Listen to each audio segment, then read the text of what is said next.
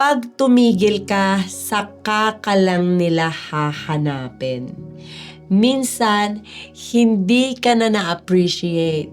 Hindi dahil wala kang value, kundi dahil lagi kang nandyan. Sanay sila na available ka. Sanay sila na ikaw yung laging nagbibigay, umiintindi, nag-a-adjust. Hanggang sa naging normal na lang. Na-overlook ka na, hindi dahil kulang ka, kundi dahil nasobrahan ka sa pagbibigay. Pero pansinin mo to, kapag bigla kang tumigil, kapag hindi ka na ganun ka-present, kapag inilipat mo na yung energy mo sa sarili mo, doon ka lang nila mapapansin.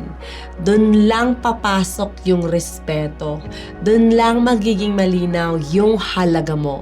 Pero kadalasan, late na. Once na na-realize mo yung worth mo, hindi ka na magmamakaawa para lang makita nila yon.